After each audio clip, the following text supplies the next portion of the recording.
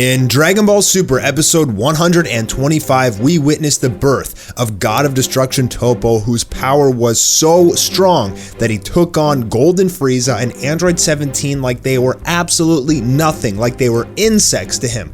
Not only that, all energy attacks used from a distance are completely nullified against him, and furthermore, he can shoot out these nukes of Hakai energy that are so powerful that they literally split the stage into pieces. Not only that, but he can shoot these Hakai nukes about once every 10 seconds in Dragon Ball time. That leaves very little opening for the fighters of Universe 7 to counterattack, because every 10 seconds they have to outrun or dodge one of these massive nukes.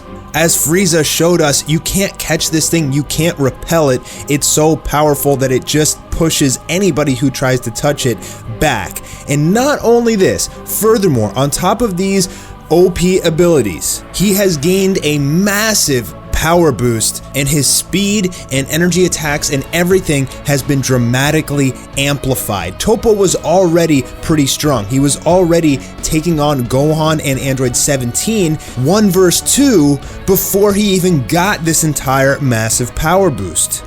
And to make things even more dreadful, he's covered in Hakai energy and you can't even touch him. If you touch him, you basically get Hakai'd, or your limb gets Hakai'd. So how are the Z fighters going to take on an enemy who you can't shoot and you can't punch, and that every 10 seconds he's gonna fire some massive nuke of Hakai energy at you? It's seeming pretty hopeless at this point for Universe 7. Now, Android 17 remained calm and assessed the situation and said there has to be a weakness. So far, there is no weakness of Toppo.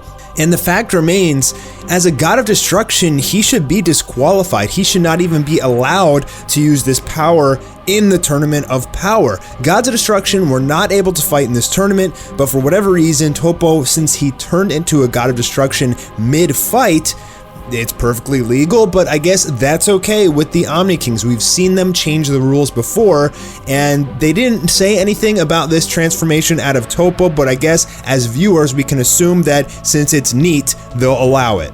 It's very impressive and crazy to see that Golden Frieza and Android 17, who both took on Goku Super Saiyan Blue, and from their sparring matches seemed relatively equal, although that's debatable, both were absolutely slaughtered by Toppo. Now, Android 17 isn't out yet. Frieza took a severe beating in that episode, but as we can see from the episode preview for episode 126, Android 17 is going to get blasted by a Hakai right in the face, and he very well may get knocked out in this episode, but I think he's actually going to go out in episode 127. Right now, Toppo is an unstoppable train. Overnight, he went from a fan joke character to a fan favorite character. Fans of Dragon Ball love strength and they respect it. That's part of the reason that everybody loves Beerus so much. And now in episode 126, Vegeta will peel off his fight with Jiren to challenge Toppo, who has pretty much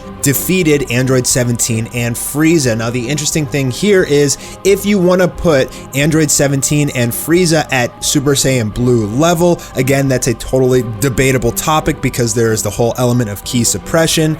But just to say, for the sake of argument, that you put those guys at Super Saiyan Blue level, Vegeta is now his Limit Breaker Blue form, Royal Blue, Ultra Blue, whatever you want to call it, which is above Blue. So Toppo will have to take on an enemy that is even stronger than the two he just defeated, that being Vegeta, and so this is going to be an excellent fight. But the question remains, how do you defeat an enemy that energy attacks do not work on, nor do physical attacks? Vegeta, standing on this rock looking at Toppo, is irritated and frustrated.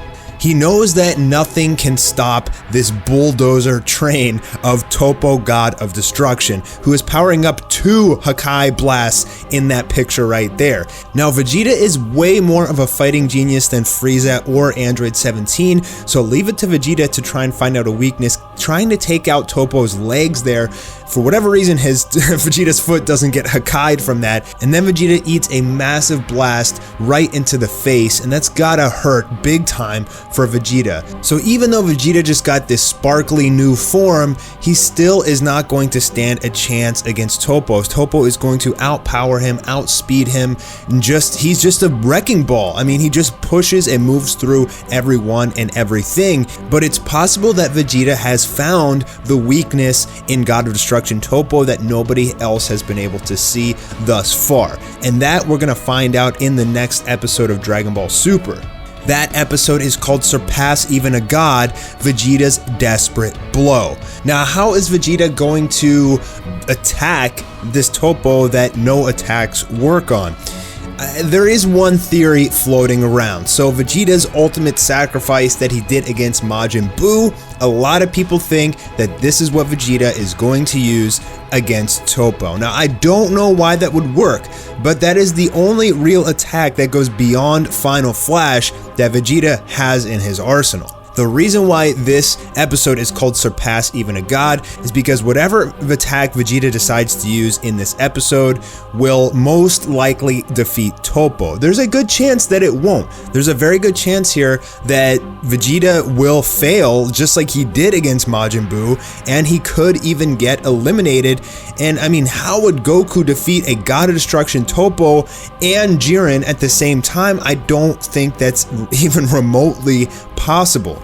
I think that Vegeta is probably, in my mind, what I'm theorizing for what's going to happen in this episode is Vegeta's super attack, whatever he uses, is somehow going to break through Toppo's Hakkai energy. Maybe Vegeta knows that any attacks that are inferior essentially to the Hakkai Death Ball cannot hurt Toppo, but if Vegeta was able to use an attack that's even more powerful than the Hakkai Nuke Death Ball, then it could break through Toppo's Hakkai Shield. Maybe Android 17 was onto something when, even though Toppo was negating all of his energy attacks, he just kept firing. Maybe that Hakkai Shield that he has around himself can only absorb or negate a finite amount of energy. Essentially, if Vegeta is able to use an attack that overwhelms that Hakkai Shield, it could break it and it could knock Toppo off. Now, the other thing is, Beerus told us that only in certain situations can a God of Destruction